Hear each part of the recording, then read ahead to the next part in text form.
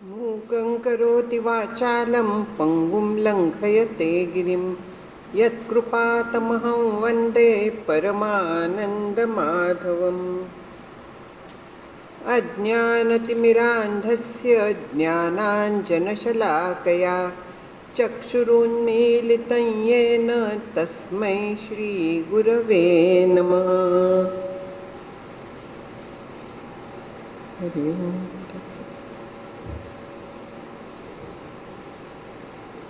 मगाशी जसं मुक्ताताई म्हणाल्या की शेवटचे आता सत्र आलेली आहेत, कठीण विषय दिलेले आहेत. म्हटलं तर कठीण आहे, म्हटलं तर सोपं आहे, आपण मानू तसं आहे. हा जो विषय आहे असतो मा सद्गमय ही प्रार्थना आहे. आणि ही जी प्रार्थना आहे ही उपनिषदात केलेली प्रार्थना आहे. उपनिषद मुळात कशासाठी आहेत तर ब्रह्मविद्या ती आत्मसात व्हावी, आणखीन त्या ब्रह्मविद्येच्या साह्याने आपण मोक्ष मिळवावा ह्यासाठी आहे. मग त्या दृष्टीनेच ही प्रार्थना आहे. ही आपण बऱ्याच वेळा म्हणतो, पण त्याचा अर्थ नेहमी लक्षात घेतो असं नाही. बृहदारण्यक उपनिषदात आहे म्हटलं तसं की ही पहिल्या अध्यायाच्या 3ऱ्या ब्राह्मणात आहे. मला हे लिहून ठेवायला लागतं, मला आकडे लक्षात राहत नाहीत. ब्राह्मण म्हणजे ज्याच्यात वेद वगैरे सगळं सांगितलेलं आहे, विचार केलेला आहे, असा जो वेदांचा भाग आहे त्याला ब्राह्मण ग्रंथ, आरण्यक ग्रंथ त्याच्यानंतर येतो, की जिथे जास्त करून विचारच असतो. आणखीन ह्या आरण्यकातच साधारण उपनिषद येतात. उपनिषद हा अंतिम केवळ ब्रह्मज्ञानाच्या बाबतीतला भाग आहे, ज्याच्यात काही प्रमाणात उपासना देखील सांगितलेली आहे, पण कर्माचा भाग फार थोडा ज्याच्यात सांगितलेला आहे. मग अर्थात इथली प्रार्थना कशी असणार आहे याच संदर्भात असणार आहे. ब्राह्मण भाग वेद मुख्य, यज्ञ विज्ञ हे सगळं सांगत असतो. आरण्यकात जास्त विचार असतो आत्ता म्हटलं तसं. मग ही जी ब्राह्मण भागात आलेली प्रार्थना आहे उपनिषदात, बृहदारण्यक उपनिषदाचा काही भाग असा सुरुवातीचे जे काही त्यातले अध्याय आहेत ना, तर तिथे उपासना जास्त सांगितलेली आहे. आपल्याला कल्पना आहे की उपनिषदात त्या काळातली जे उपास्य दैवत होते ते निसर्गातले होते. वरुण, सूर्य वगैरे ह्या ज्या शक्ती आपल्याला निसर्गात दिसतात तर त्यांची उपासना त्या काळात करत असत. आणखीन बृहदारण्यकात देखील अशाच पद्धतीने उपासना केलेली आहे. पण ही जी इथे ह्या मंत्रामध्ये, मंत्र म्हणजे काल सांगितलं की उपनिषदातल्या श्लोकांना श्लोक म्हणत नाही, गद्य पद्य दोन्हीला मंत्र अशी संज्ञा आहे, किंवा श्रुती असं दुसरं म्हणतात त्याला. दोन्ही शब्द वापरण्यात येतात, श्रुती किंवा मंत्र. त्यांना श्लोक वगैरे कधी म्हणत नाहीत, ओवी म्हणत नाहीत, ते वेगळं ती पद्धत आहे. मग आता हा जो मंत्र आहे हा काय करतोय तरी प्रार्थना करतोय. कोणाची प्रार्थना आहे? कोण प्रार्थना करताय? जो साधक आहे तो प्रार्थना करतोय. कोणाला? आपल्याहून श्रेष्ठ असतील त्यांनाच करणार आहे, म्हणजे परमात्म्याकडे प्रार्थना करतोय. ती कसली आहे की असतो मा म्हणजे असत पासून, मा मी, मला, हे त्याचं रूप आहे. सद्गमय सत्याकडे घेऊन चल. तमसोमा ज्योतिर्गमय अंधाराकडून मला प्रकाशाकडे ने. मृत्योर्मा मृतम गमय म्हणजे मृत्यो हो मा अमृतम गमय, मृत्यूकडून मला अमृतत्वाकडे घेऊन जा. हा याचा थोडक्यात अर्थ झाला. आता जर का आपण विचार करायला लागलं तर मृत्यूकडून मला अमृताकडे न्या.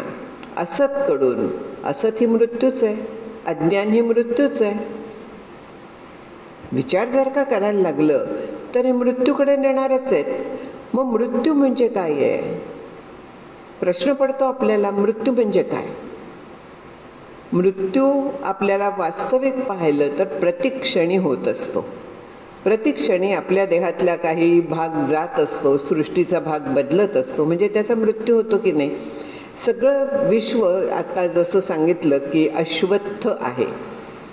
अश्वत्थ आहे म्हणजे पुढल्या क्षणी बदलत आहे म्हणजे काय होतं?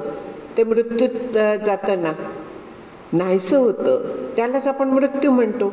त्याचं स्वरूप बदलतं, तो मृत्यू आहे. मृत्यूकडून मला अमृतत्वाकडे घेऊन जा.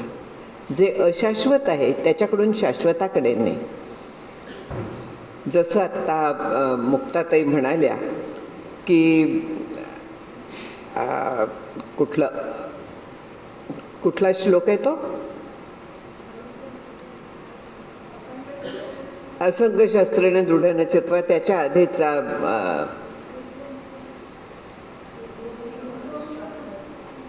मला ऐकू कमी येतं. ऊर्ध्वमूलमध शाखम अश्वत्थम प्राहुरव्ययम. अश्वत्थ म्हटलेलं आहे ना. अश्वत्थ म्हणजे पिंपळ. पिंपळाची पानं पाहिलीत कशी अखंड थरथरत असतात, कधीही ती स्थिर नसतात, म्हणून त्याला अश्वत्थ आहे. अश्वत्थ सांगितलं त्यांनी फोड. म्हणजे जे न टिकणारं आहे तो मृत्यू आहे. कायम न टिकणारं, जे टिकतं कायम, जे कायम आहे आहे आणि आहे ते शाश्वत आहे. असं काय आहे? एक ब्रह्मतत्व आहे, त्याच्या पलीकडे काहीही शाश्वत नाही आहे. म्हणजे सगळं अखंड मृत्यू पावताय. मग ह्या मृत्यूच्या सगळ्या जो विळखा आहे त्याच्याकडनं मला अमरत्वाकडे घेऊन जा. म्हणजे कुठे घेऊन जा? तर त्या परब्रह्माचा मला अनुभव दे, त्या परब्रह्मापर्यंत मला घेऊन जा. हा ह्या प्रार्थनेचा अर्थ होतो. सगळ्या मृत्यूच्या आविष्कारांपासनं मला तिथे घेऊन जा. आपल्याला गीतेचा 11वा अध्याय माहिती आहे. 11व्या अध्यायात काय अर्जुन बघतो की कौरवांची आणि पांडवांची सगळी सैन्य, सगळे योद्धे, सगळे वीर त्या जो विराट पुरुष होता त्याच्या विक्राळ मुखात प्रवेश करतायत. मग असं मृत्यूमुख आहे का? इथे जे म्हटलं आहे की मृत्यूपासून अमृतत्वाकडे ने, असं मृत्यू आहे का तो? असा मृत्यू नाही आहे. आपण जेव्हा जन्माला येतो ना, त्या जन्मालाच मृत्यूचं मुख म्हणतात. जन्माला मृत्यूचं मुख म्हणतात. आपण म्हणतो की अरे मेल्या मृत्यूबद्दल काय बोलतोयस, कशाला मरणाची गोष्ट काढतोयस. पण आपण जन्माला येतो तेव्हाच ठरलेलं आहे कधी जाणार आहे, कसं जाणार आहे, कुठे जाणार आहे, प्रत्येक गोष्ट ठरलेली आहे. कोण अमरपट्टा घेऊन आलाय? सगळं आपण म्हणतो, पण तरी पण आपल्याला वाटतं की मी मरणार नाही. कितीही म्हातारं झालं तरी मला माझा मृत्यू मान्य नसतो, कारण मी सत आहे. त्या आतमध्ये आपल्या असतं, आपल्याला ते कळत नाही. पण तरी पण त्याचा जो परिणाम असतो की मी कायम असणार आहे, देहाने असणार आहे असं वाटतं. हे दुर्दैव आपलं किंवा आपली ती चूक आहे. वास्तविक मी आहे ह्याच्यात काही संशय नाही आहे. माझी एक नात आहे, ती साधारण 2.5-1 वर्षाची असेल. तर तिने मला एक प्रश्न विचारला होता, माझ्या तो कायमचा लक्षात राहिला आहे, मृत्यूचा, की आजी तुझे वडील कुठे गेले? म्हटलं आता नाही आहेत ते, देवाकडे गेले वगैरे, म्हणजे गेले ते आता. मग अमुक कुठे गेले त्यांचे वडील, किंवा असं 2-3 तिने विचारलं. म्हटलं गेले. मग तू पण जाणार का? म्हटलं हो मी पण जाणार. का? म्हटलं की म्हातारं झाल्यानंतर मी जाणार. आता हे सतचा आविष्कार बघा कसा असतो. तिने विचार केला, सखोल विचार केला तिच्या ह्याच्याप्रमाणे, वयाप्रमाणे, आणि निश्चित सखोल होता. तिने मला सांगितलं की आजी मग आता मी जेवणार नाही आहे. का नाही जेवणार? म्हणजे मी मोठी होणार नाही आणि मग मी मरणार नाही. लॉजिक तिचं पहा किती बरोबर होतं. आपण सांगतो की तू खा म्हणजे मग तू मोठी होशील लवकर, तुझी तब्येत चांगली होईल. तर तिने ते बरोबर जुळवलं. आणखीन म्हणाले की मी खाणार नाही म्हणजे मग मी मरणार नाही. सतचा आविष्कार एवढ्या लहानपणी सुद्धा तो बरोबर येतो. मग आता एवढं लॉजिक जिला समजताय तिला उत्तर मी काय द्यायचं? ती बसली असती मी खाणार नाही म्हणून. मग मी तिला सांगितलं की मी अंथरुणावर पडून राहिलेली, आजारी असलेली, अशी तुला चालेल का? नाही म्हणाली. मग म्हटलं देव असं म्हणतो की तू एवढी आजारी पडतेस, तुला आता चालता येत नाहीये, चल मी तुला घेऊन जातो आणि तुला दुसरा छान शरीर देतो, हे तुझं घेऊन जातो, आणखीन नवीन चांगलं देतो. मग म्हटलं काय प्रश्न आहे? हा म्हणाली बरोबर आहे. म्हणजे ही पुनर्जन्माची वासांसी जीर्णानी यथा विहाय हे जे आहे ते त्या 2.5 वर्षाच्या मुलीला कळलं आणि ती खायला लागली. पुढचं मी बोलत नाहीये. हा सच्चा आविष्कार आहे. आणखीन इथे प्रार्थना जी आहे ती आम्हाला अशा सच्च्या अनुभवाकडे घेऊन जा, ही आहे. सगळ्या प्रकारच्या मृत्यूंपासून आम्हाला दूर कर. असत म्हणजे मृत्यू आहे. असत म्हणजे काय? काही नसणं, दुःख. त्याच्यातून आम्हाला सुटका दे, त्याच्याकडून आम्हाला शाश्वतकडे घेऊन जा. असतपासून सतकडे नाही म्हणजे शाश्वत तत्वाकडे घेऊन जा. जे इथे शून्याची कल्पना सुद्धा सांगायला हरकत नाही. असतचा अर्थ काही नाही असा आहे, जे अस्तित्वातच नाही. आणखीन जे अस्तित्वात नाही म्हणजे काय आहे? अस्तित्वात नाही. अस्तित्वात नाही याचा अर्थ ज्याला कधीही सत्ता नाही. सत्ता म्हणजे अस्तित्व, सत्ता म्हणजे अस्तित्वाचा स्तर. आपल्याला 3 सत्ता सांगितलेल्या आहेत: प्रातिभासिक, व्यावहारिक आणि पारमार्थिक.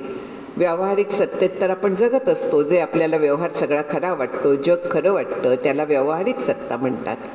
म्हणजे जागेपणी आपण जे इंद्रियांच्या साह्याने ईश्वर निर्मित सृष्टीत व्यवहार करतो. सृष्टी ईश्वराने निर्माण केली आहे, देह ईश्वराने निर्माण केला आहे. ह्या सगळ्याचा, ह्या पंचमहाभूतांचा हा जो सगळा परस्पर व्यवहार चाललेला आहे त्याला आपण व्यावहारिक सत्ता म्हणतो. प्रातिभासिक सत्ता स्वप्नातली, मनोराज्यातली खरी नाही हे आपल्याला तेवढ्याच ताबडतोब कळलेलं असतं, पण तरी देखील आपण त्याच्यात वाहवत जातो. ती प्रातिभासिक सत्ता आहे, कारण आपण वाहवतो त्याच्यात. ती आपल्याला त्यावेळेस खरी वाटू शकते. शेख मोहम्मद गोष्ट आपल्याला सगळ्यांना माहिती आहे. किंवा स्वप्नामधली जी आहे ती प्रातिभासिक सत्ता आहे. म्हणजे दिसत आहे त्यावेळेपुरतं खरं वाटत आहे, पण नंतर काय आहे? जागं झाल्यानंतर खोटं वाटतं. मगाशी जी मुक्ताताईंनी गोष्ट सांगितली आपल्याला, ती प्रातिभासिक सत्ता आणि व्यावहारिक सत्तेची होती. पण मग व्यावहारिक सत्ता तरी खरी आहे का? व्यावहारिक सत्ता जी आहे ती देखील स्वप्नाच्या काळात काय होतं त्याचं? व्यवहारातले जे पदार्थ असतात ते स्वप्नात असतात का? नाही आहेत, ते वेगळे आहेत सगळे. व्यवहारातले इथेच राहिलेले आहेत. स्वप्नात व्यवहारातल्या पदार्थांना अस्तित्व नाही, म्हणजे ते देखील कायम टिकणारे नाहीत. स्वप्नातले पदार्थ जाग झाल्यानंतर किंवा गाढ झोपेत जसे नाहीसे होतात, तसेच जागृतीतले पदार्थ स्वप्नावस्थेत किंवा गाढ झोपेत नाहीसे होतात. पूर्ण साम्य आहे.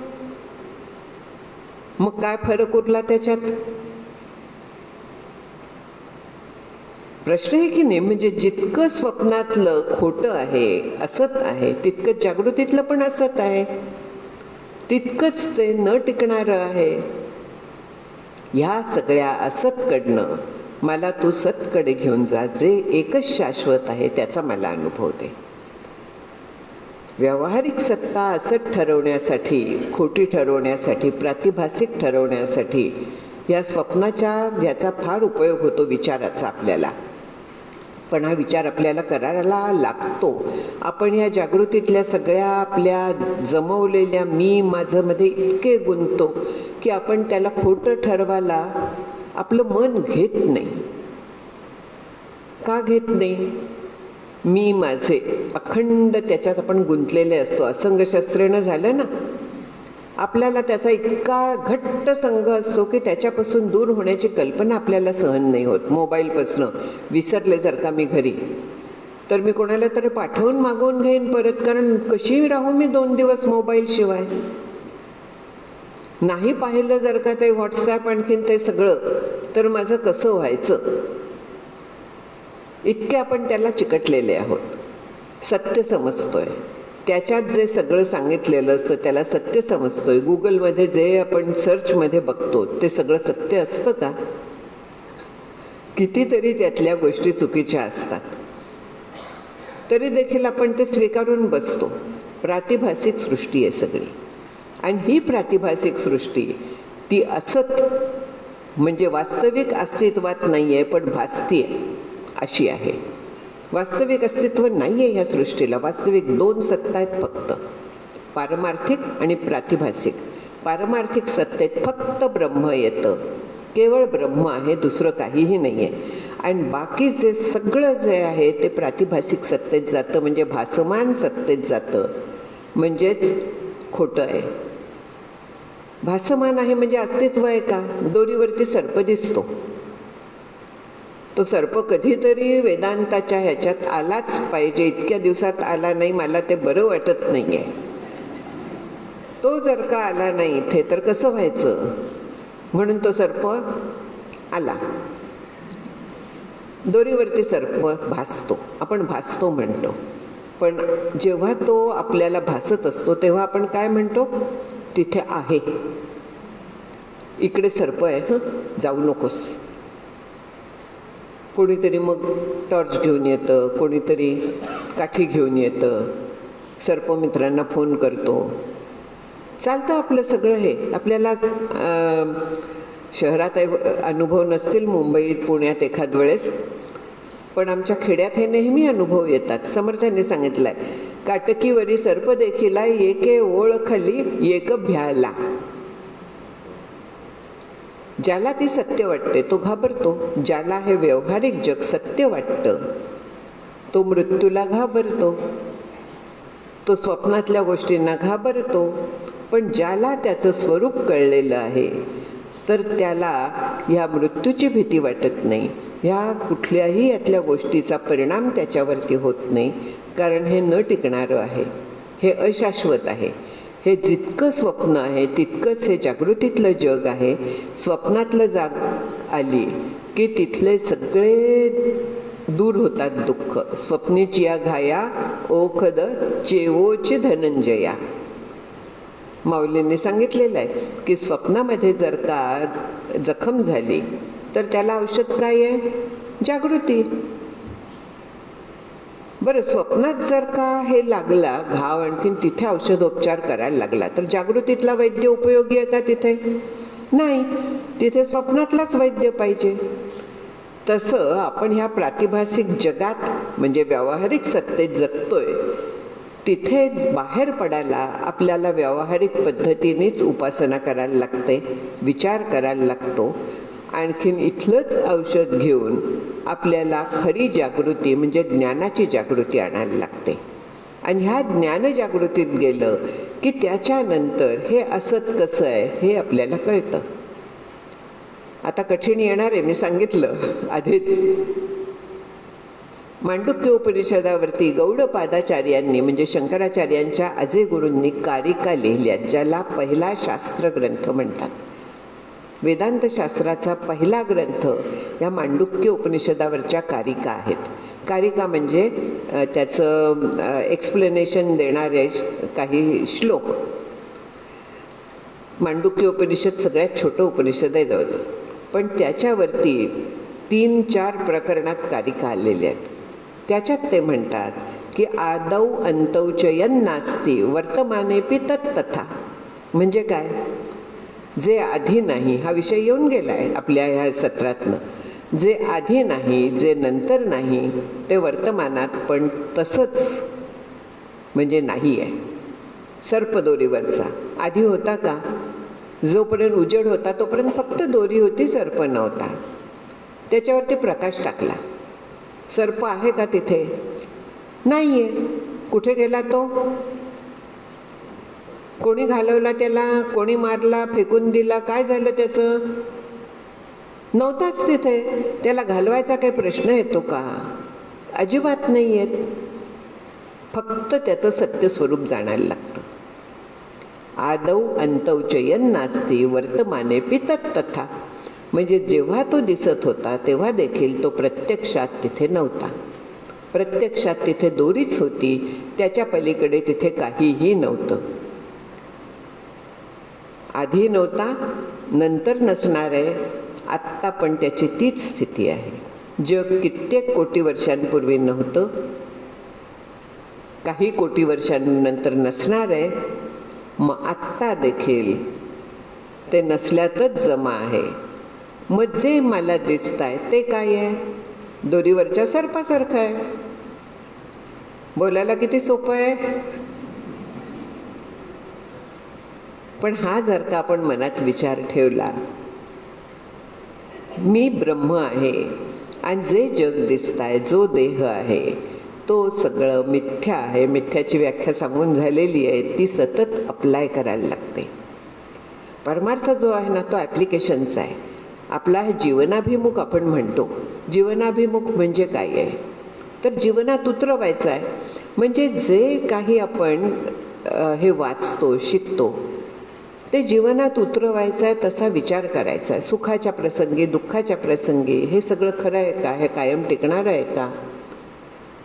दुःखाचे प्रसंग येतात जातात, त्याच्यातनं आपण खूप शिकतो. सुखाच्या प्रसंगातनं तेवढं शिकत नाही. जेवढं दुःखाच्या प्रसंगातनं शिकतो तेवढं सुखाच्या प्रसंगातनं शिकत नाही. दुःखाला स्वागत आहे, त्याच्यातनं आपल्याला वैराग्य मिळतं, शिक्षण मिळतं. अनेक गोष्टी आपण शिकू शकतो जर का आपण रडत बसलो नाही तर.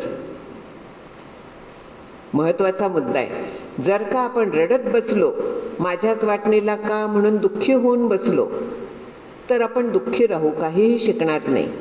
पण त्याच्यातनं जर का आपण काही धडे घेतले, शिकत गेलो की हे कायम कुठलीही गोष्ट सुखावह नाही आहे. जगातलं दुःख येणार आहे, जाणार आहे. माझ्या वाटणीला का आलं? मी पूर्वी काहीतरी केलं म्हणून. हे सगळे जर का विचार आपण केले तर काय होतं? वैराग्य हळूहळू येतं. जेव्हा विचार येतो तेव्हा वैराग्य दवडिता पाठी लागे म्हणून माऊली म्हणतात की वैराग्याला येऊ नको म्हटलं तरी देखील वैराग्य अंगी बांधणार आहे. हे कसं? विचार. स्मशान वैराग्य इथे अभिप्रेत नाही. कोणीतरी गेलं की काय हे सगळं जग काही खरं नाही आहे, प्रत्येकाला कधी ना कधीतरी जायचं आहे, ह्या पद्धतीने आपण रडत बसतो. तात्पुरतं वैराग्य येतं, त्या वैराग्याला काडी मात्र किंमत नाही आहे. तो स्वगुण परीक्षा नावाचा समास आहे ना दासबोधात, तर त्याच्यात असं स्मशान वैराग्य पण दाखवलेलं आहे. एके ठिकाणी सांगितलेलं आहे की एवढे दुःखाचे प्रसंग आल्यानंतर त्याला वाटतं की सगळा संसार सोडून जावा, पण पुन्हा तो संसारात गुरफटतो. म्हणजे तिथे विचार नसतो. तो त्या अमृतत्वाकडे जाण्यासाठी तयारच नसतो, कारण तो संग सोडत नाही. पुन्हा तेच येतं. सगळे हे जे विचार आहेत ना, ते एकमेकांना जुळवून घेत जर का आपण गेलो तर आपली साधना उत्तम होते. आपले विचार एका दिशेने व्यवस्थित जातात. संघाचा संबंध इथे आहेच, दुःखाचा संबंध आहेच, मिथ्यात्वाचा संबंध आहेच. प्रत्येक गोष्ट इथे एकाला एक जुळलेली आहे, एकातून एक निघत असते.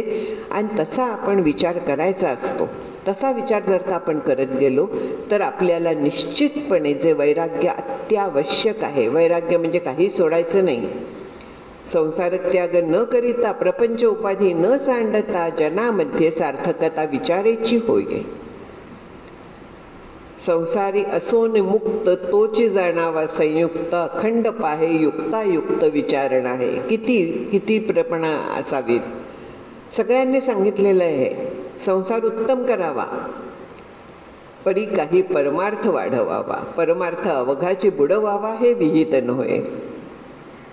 सगळ्या बाजूने आपल्याला सांगतात, आपण त्यांच्याकडे दुर्लक्ष करतो. पदोपदी आपल्याला संत गाईडलाईन्स देत आहेत. हे काय, ही प्रार्थना आहे की असं आम्हाला कर आणि असं आम्हाला कसं कर हे आपल्याला संत सांगत असतात. उपनिषदात जे मंत्र आहेत त्याचा अर्थ आपल्याला संतांच्याकडनं कळत असतो आणि हा अर्थ आपण लक्षात घ्यायचा असतो, त्याप्रमाणे वागायचं असतं. आता ह्या असतकडनं म्हणजे जे खोटं आहे, जे वास्तविक नाही आहे, सर्प वास्तविक नव्हताच कधी, तो असतच आहे, केवळ त्याचा भास झाला. जगाचं काय आहे, ब्रह्मावरती भास होतो, ज्याला विवर्त आपण म्हणतो, ज्याला अध्यारोप म्हणतो, अध्यास म्हणतो. हे सगळे शब्द आपण ऐकलेले असतात. अध्यास म्हणजे भ्रम, विवर्त म्हणजे जे नाही आहे ते आपल्याला दिसत आहे.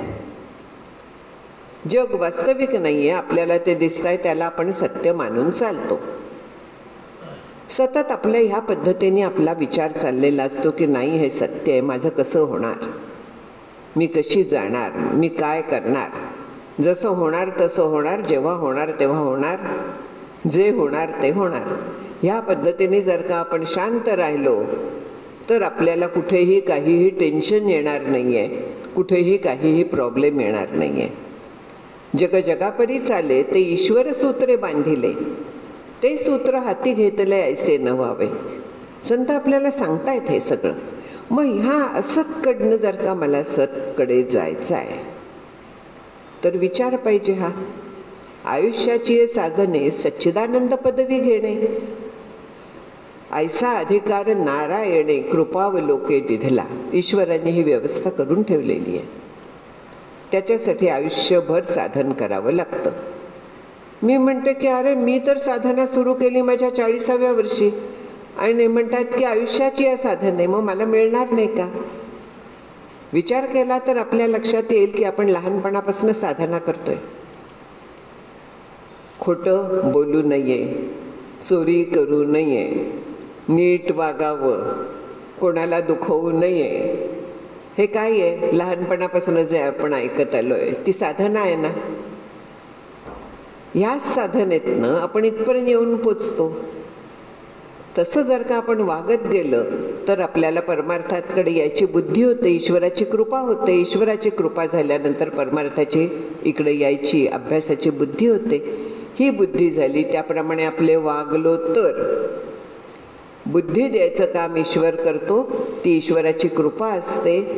शुद्ध पुण्य आपलं पुरेसं असलं निष्काम कर्माचं, निष्काम उपासनेचं, तर आपल्याला ही बुद्धी होते. आपल्याला सगळ्यांना तेवढं पुरेसं पुण्य नक्की आहे जी अर्थबुद्धी झाली आहे. ही बुद्धी झाल्यानंतर त्या पद्धतीने आपण विचार करत राहिलं की मला असतकडनं सतकडे जायचं आहे. कायमचं सद तत्व जे आहे, जे कायम आहे, जे माझं स्वरूप आहे, त्याच्याकडे मला जायचं आहे, म्हणजे मला ते व्हायचं आहे. हा जर का आपण विचार करत राहिलं तर आपण इथपर्यंत पोचू. माणसाचा जर का जन्म मिळालेला आहे तर तेवढा अधिकार नारायणे कृपावलोकने दिलेला आहे आपल्याला. हा अधिकार मला अधिकार नाही असं म्हणायला म्हणजे मी माणूस नाही म्हणावंसं वाटतं. मी माणूस आहे ही खात्री आहे ना, मग मला अधिकार आहे तो. हा अधिकार मी वापरत नाही. बाकीचे अधिकार वापरायला आपण तरबेज असतो अगदी, पण हा अधिकार जो ईश्वराने आपल्याला दिलेला आहे हा आपण वापरत नाही आणि रडत बसतो. हा अधिकार वापरायचा म्हणजे विचार करायचा. तस्मात विचार करावा, देव कोण तो ओळखावा, आपुला आपण शोध घ्यावा अंतर्यामी. 4 देव सांगितले, त्यातला शेवटचा देव जो आहे निर्गुण निराकार, ते माझं स्वरूप आहे. मग आपल्या आतमध्ये त्याचा शोध घेणं म्हणजे असतकडून सतकडे जाणं, दुसरं काही नाही आहे. असतकडून सतकडे जा म्हणजे काय आहे? तमसोमा ज्योतिर्गमय म्हटलाय. तम म्हणजे काय आहे? अज्ञान. अज्ञान म्हणजे मृत्यूच आहे. का? कारण जोपर्यंत माझं स्वरूपाचं अज्ञान टिकू नये. इथे मी लौकिक अज्ञानाबद्दल एक अक्षर शब्द काढणार नाही, कारण लौकिक अज्ञान जे आहे ते आपल्याला असणारच आहे. जगात कोणीही सगळ्या ब्रांचेसचा ज्ञानी होऊ शकत नाही. मी रेडिओलॉजिस्ट आहे असं होते म्हणूया, काही म्हणूया, पण मला माझ्या ब्रांचमधल्या प्रत्येक ह्याचं ज्ञान आहे का? मी रिटायर झालेला कित्येक वर्ष झाली, त्याच्यानंतर MRI वगैरे आलं सगळं एक एक. मला त्याचं काडी मात्र ज्ञान नाही आहे, जरी मला ती डिग्री असली तरी. चुकीचा रिपोर्ट देण्याचा अधिकार आहे मला,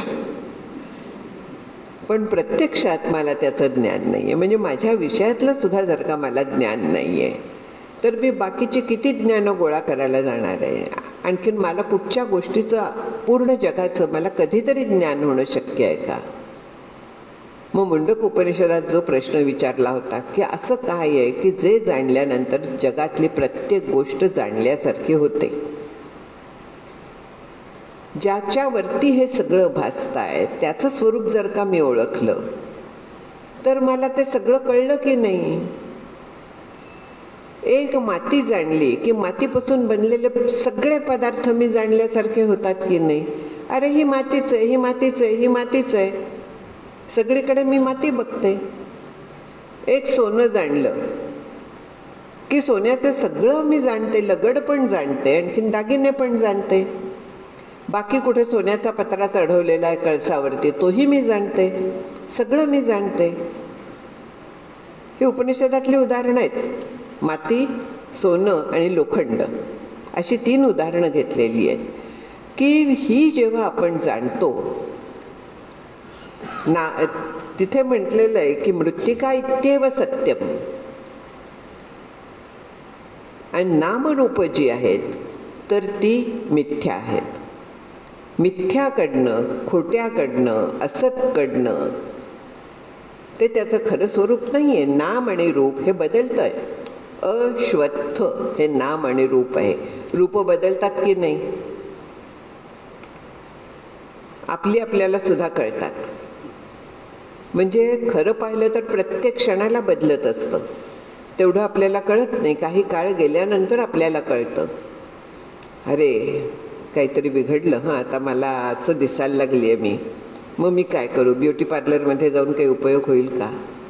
केस काळे करावे का म्हणजे जरा मी तरुण दिसेन? काय काय करावं? मला मान्य नसतो रूपात बदल. कारण काय आहे? मी अविकारी आहे.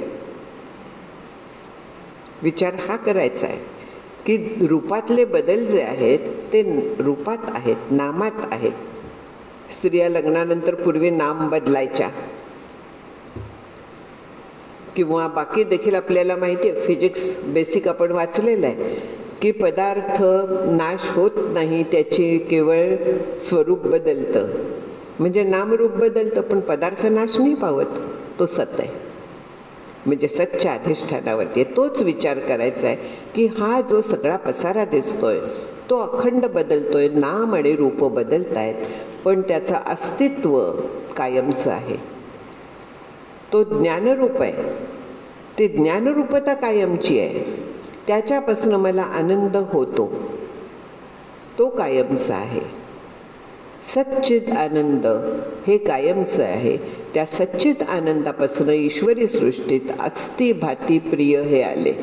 अस्ति म्हणजे सतचा आविष्कार आहे, आहेपणा. सत म्हणजे काय आहे? केवळ अस्तित्व, जे कशावर पण अवलंबून नाही आहे. म्हणजे काय आहे? पृथ्वी गेली तरी देखील जे आहे, सगळी अनंत कोटी ब्रह्मांड नाहीशी झाली तरी जे आहे, जे नाही असा कुठचाही काळ नाही, असं ते तत्व आहे. हे लक्षात घ्यायचं की संकल्पना आहे, तत्व आहे, ते दाखवता येणार नाही आहे, ते आकाशाहून सूक्ष्म आहे, पण ते आहे म्हणून मी आहे. त्याच्या अस्तित्वावरती ह्या सगळ्या गोष्टींचा भास आहे. जसा सर्पावरचा भास रज्जूवरती होतो, जसा दागिन्यांचा भास सोन्यावरती होतो, तिथे ते आहे म्हणून हा भास होतो. असं जे आहे त्याला सत म्हणतात. ही संकल्पना आपल्याला पचनी पडायला, समजून घ्यायला जड जाते, हे अगदी खरं आहे. पण एवढं लक्षात त्यांचं घ्यायचं की आपले नाम रूप अस्तित्व, खुर्च्या टेबलं जे काय आहे ते काहीही नाही आहे, तरी देखील ते आहे तत्व, आणि त्या तत्वावरती ह्या सगळ्या गोष्टी मला भासत आहेत. एवढं लक्षात घ्यायचं. त्याला उदाहरण आपण अनेक भासांची घेऊ शकतो. भूत सुद्धा दिसतं मला कधी कधी. कोकणात फार आहेत भूतं, येऊन बघा. अनेक कथा भूतांच्या सांगितल्या जातात. कितीतरी नावं आहेत त्याला. चकवे म्हणून एक प्रकार असतो, ब्रह्म संबंध असतो, महापुरुष असतो, हडळ असते, खूप आहेत प्रकार. मी पाहिलायत.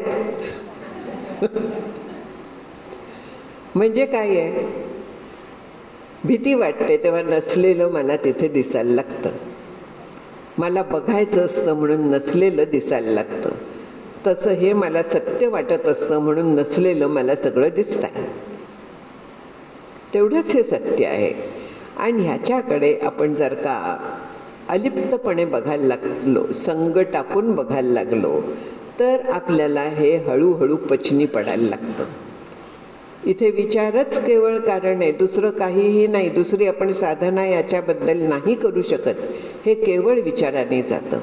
असतो मा सद्गमय, तमसो मा ज्योतिर्गमय जे म्हटलेलं आहे. ज्योत म्हणजे ज्ञान, त्या ज्ञानाकडेच नाही, म्हणजेच अमृतत्वाकडे नाही. सच्चित आनंद आहे ना. चित म्हणजे काय? ज्ञान आहे. मला अज्ञान आहे, मला माहिती नाही आहे, मी स्वतःला कोण समजतेय. या ज्या 3 ग्रंथी सांगितल्या, ह्या अज्ञानाच्या ग्रंथी सांगितलेल्या आहेत. त्यांच्यातनं सुटका करून घ्यायची आपल्याला. ह्या अज्ञानाच्या म्हणजे तमाकडनं, तम म्हणजे अंधार, अंधारात आपल्याला काही दिसत नाही, समोर असलं तरी दिसत नाही. तसं माझं होत आहे की प्रकट निरंजन म्हणून आपण गाणं छान म्हणतो, अगदी ऐकलेलं आहे. प्रकट निरंजन, प्रकट निरंजन, प्रकट निरंजन आहे 3-3 वेळा. पण म्हणजे काय आहे? हे जे निरंजन असं जे हे तत्व आहे ते प्रकट आहे. कसं प्रकट आहे? सगळ्यांच्या रूपाने प्रकट आहे. ते तेच आहे, दुसरं आहे काय त्याच्यात? सगळं जे आहे ते तेच तत्व आहे. त्याच्याशिवाय ह्या विश्वात दुसरं काहीही नाही. नामरूप जी आहेत ती मिथ्या आहेत, ती बदलती आहेत. पुन्हा पुन्हा हा विषय येणार. नामरूप जी आहेत ती मिथ्या आहेत. आणखीन त्याच्या मागचं जे तत्व आहे ते ज्ञानरूप आहे. तमसो मा ज्योतिर्गमय म्हणून ही प्रार्थना केलेली आहे की ह्या अज्ञानाच्या अंधकारातनं मला त्या ज्ञानाकडे घेऊन जा. माझ्या स्वरूपाच्या ज्ञानाकडे मला घेऊन जा. आणि स्वरूपाच्या ज्ञानाकडे घेऊन जा म्हणजे काय आहे? तर मी ते अज्ञानाचं स्वरूप ओळखावं. आणि केवळ स्वरूप ओळखून चालत नाही, तर मी ब्रह्म आहे ही जाणीव मनात पाहिजे. व्याख्या सांगितली होती कुठची की कारणासह वर्तमान सकल दुःख निवृत्ती आणि परमानंदाची प्राप्ती म्हणजे मोक्ष. बरोबर आहे. ही व्याख्या पहिल्या दिवशी सांगितली होती. मग कारणासह वर्तमान सकल दुःख निवृत्तीमध्ये कारण काय आहे? स्वस्वरूपाचं अज्ञान हे मूळ कारण आहे. अनादि अयम मोह, हा मोह जो आहे की मी खरी आहे आणखीन ब्रह्म खोटं आहे कारण ते मला कळत नाही, हा जो मोह आहे, हे जे अज्ञान आहे, या अज्ञानातनं मला बाहेर काढ. कुठे घेऊन जा? ज्ञानाकडे घेऊन जा. कुठचं ज्ञान आहे? माझ्या स्वरूपाचं ज्ञान आहे. मी कोण आहे खरी ह्याचं ज्ञान आहे. मी ऐकते सगळं पण मला ते पटत नाही, कारण मला तसा अनुभव नाही आहे. इथे काय काम करतं? श्रद्धा. श्रद्धेचा जो रोल आहे तो इथे येतो की श्रद्धावान लभते ज्ञानम म्हणून जे म्हटलेलं आहे, आपण ज्ञानाकडे चाललेलो आहोत. श्रद्धावान लभते ज्ञानम तत्परच संयतेंद्रियः. तुकाराम महाराज म्हणतात साध्या शब्दात, इंद्रियांचा जय, वासनांचा क्षय, संकल्पाहीवरी नये मन. तुका म्हणे नये जाणीव अंतरा, अंतरिया थारा आनंदाचा. तेच आहे. इंद्रियांचा जय म्हणजे विषयांपासून इंद्रियांना बाजूला करणं. वासनेचा क्षय, ज्या वेळेस आपण अशा पद्धतीने विषयांपासून दूर राहायला लागतो त्यावेळे आपल्या इच्छा हळूहळू कमी जातात. होतं काय की मला इच्छा झाली आहे तेवढी पूर्ण करते, मग मला पुन्हा होणार नाही, असं होतं का? इंधने निमाला अग्नी केवी, माऊली प्रश्न विचारतात. ते इंधन घालणं आहे, त्यांनी अग्नी कधीही शांत होणार नाहीये. म्हणून हळूहळू इंधन कमी करावं. एकदम जर का कमी केलं तर आपल्याला त्रास होईल. हळूहळू कमी करावं. कोणीही सांगत नाही की तत्काळ सोडून द्या, आणखीन बाहेर जा. वर्क होणार नाहीये ते. आपल्याला हळूहळूच हे करायला लागतं. शनै शनै उपरमेत बुद्ध्या धृती गृहीतया. हळूहळू उपरमेत म्हणजे बाजूला व्हा, धैर्याने आणि बुद्धीच्या साह्याने. धैर्य लागतं ह्याला. या सगळ्यापासून दूर व्हायला धैर्य लागतं. आणखीन ते आपण हे करायचं म्हणजे मग काय होतं तर तमसोमा ज्योतिर्गमय ह्या वाटचाल आपली सुरू होऊ शकते. त्या अज्ञानाचा अंधकार दूर व्हायला लागतो. तो हळूहळू खरं सांगायचं तर नाही जात. अज्ञानाचा अंधकार आता थोडासा प्रकाश पडला असं नाही होत. उदाहरण छान आहे त्याला की एक अंधारी गुहा आहे, मोठी गुहा आहे, पण त्याच्या तोंडावरती एक भला मोठा दगड ठेवून दिलाय. गुहेत किती अंधार आहे, प्रकाशाचा किरण सुद्धा नाही आहे, गडद अंधार आहे. तो दगड दूर केला, काय झालं, एका क्षणात प्रकाश पडला ना. तसा अज्ञानाचा दगड आपण आपल्या बुद्धीवरती, अंतःकरणावरती म्हणूया, जीवाच्या आकलन शक्तीवरती सगळा तो घेऊन ठेवला. तो कशाने दृढ होतो तर विषयासक्तीने. वैराग्या वाचून कही ज्ञानासी तगणेची नाही. सरळ सांगितले. संत आपल्याला सगळं सांगतात, हे आपण उघड्या डोळ्याने वाचत नाही. प्रॉब्लेम तिथे येतो. सगळं आपल्याला संतांनी सांगितलेलं आहे. जर का आपण डोळे उघडे ठेवून संतांचे ग्रंथ वाचले तर आपल्याला ह्या साधनातले बारकावे, हे जे आत्ता असत निसतनी हे सगळं चाललंय, ते साध्या शब्दात आपल्याला तिथे सगळं मिळून जातं. संतांचे ग्रंथ डोळे उघडे ठेवून स्वतःला लावून घेत वाचावेत आणि त्याच्यातनं आपल्याला हे सगळं ज्ञान आपोआप मिळत जाईल. तेवढ्यासाठी ते जन्माला आलेले आहेत. आम्ही वैकुंठवासी आलो याची कारणासी, बोलिले जे ऋषी साच भावे वर्ताया. खरं काय आहे ते सांगायला आलेले आहेत ते. मग तसे जर का आलेले आहेत तर ते आपण वाचून पाहावं. उपनिषदांच्या आणखीन वेदांच्या ह्याच्यात जंगलात शब्दजालम महारण्यम चित्त भ्रमण कारणम शंकराचार्य म्हणतात. हे बाकी नाही कोणी म्हणत आहे की ज्यांना शब्दजाल माहीत नाहीये, शब्दांचं ज्ञान नाहीये असं कोणी म्हणत नाहीये. तर शंकराचार्यांसारखे महाज्ञानी म्हणतात की शब्दज्ञानम महारण्यम चित्त भ्रमण कारणम. चित्ताचं गोंधळात पाडायला शब्दांचं अरण जाळं हे कारणीभूत आहे. त्या जाळीतनं आपल्याला सुटायचं आहे. सुटण्यासाठी एक मार्ग पकडून ठेवायला लागतो. 10 वाटांनी जर का गेलो तर आपण सुटू शकत नाही.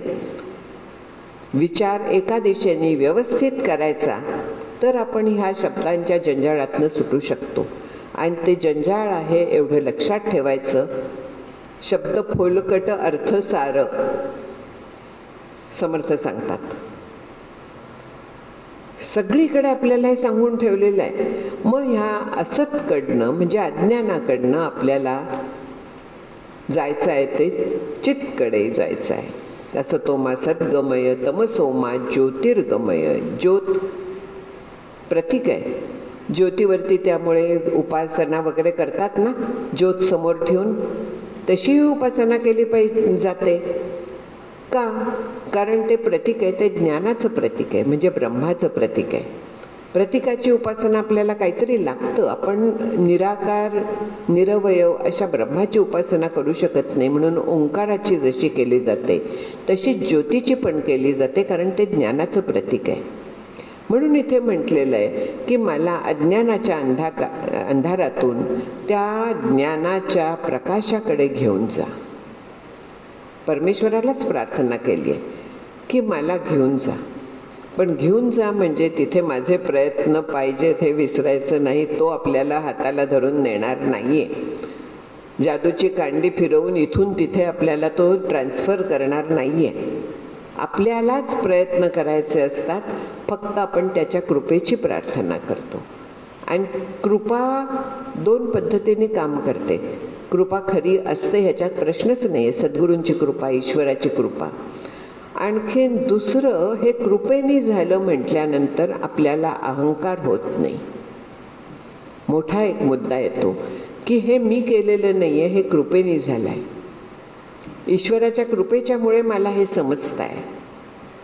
तुझ्या दासबोधासी त्वा बोध व्हावे म्हणून आपण का म्हणतो दासबोधाच्या सुरुवातीला? म्हणण्याची पद्धत आहे म्हणून म्हणायचं असतं, त्याच्या मागचा अर्थ लक्षात घ्यायचा नसतो. तसं नाही आहे. त्यांनी लिहिलेला दासबोध आहे, त्यांनी कृपा करावी आणि त्याचं बोध मला व्हावा, ही त्यांच्याकडे प्रार्थना आहे. म्हणजे मला दासबोध कळला, हे मला नाही कळला, त्यांनी तुम्हाला कळवून दिला. अहंकाराला तिथे छेद बसतो.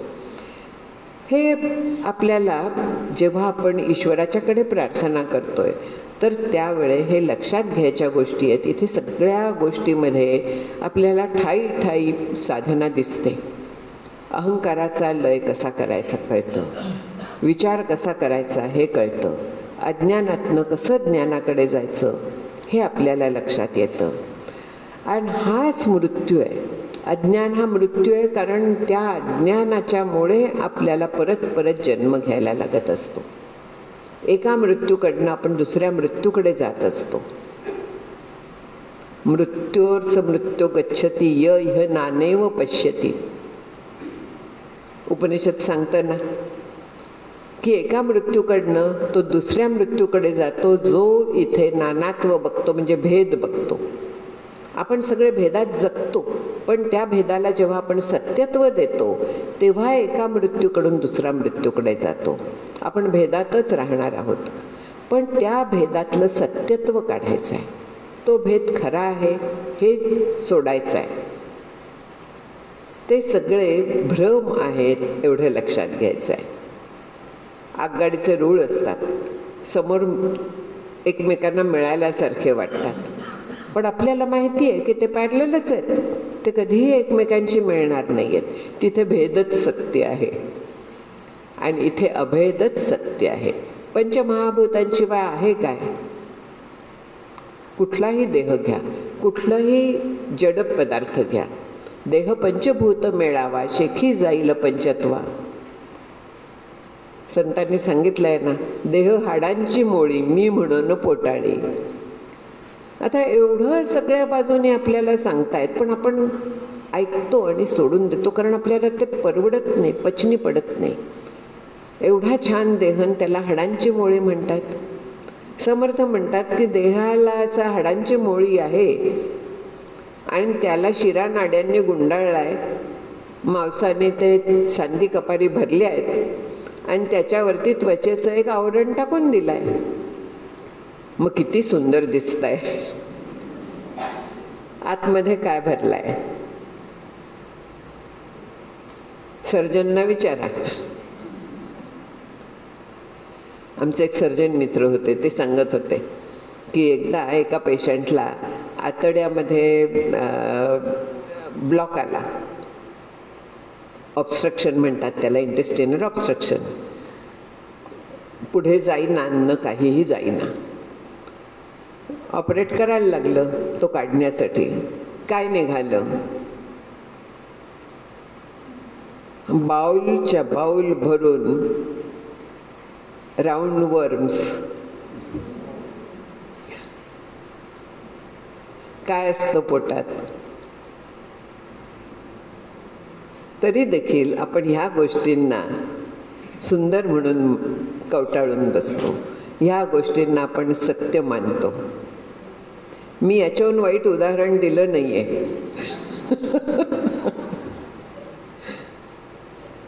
आहेत उदाहरणं तशी, पण मी देणार नाहीये ती.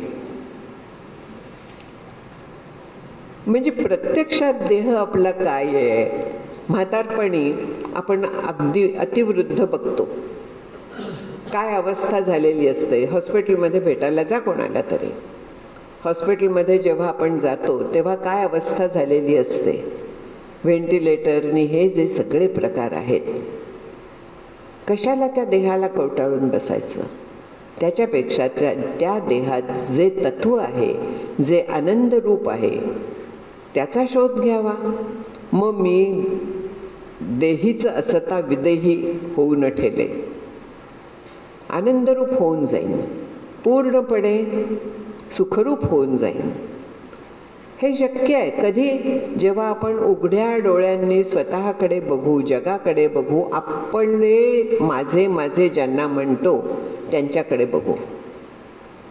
समर्थ सांगतात, जीव लगे तितुकी पिशुणे कामा न येती. संत ना आपल्याला संसाराची वाट लावतात.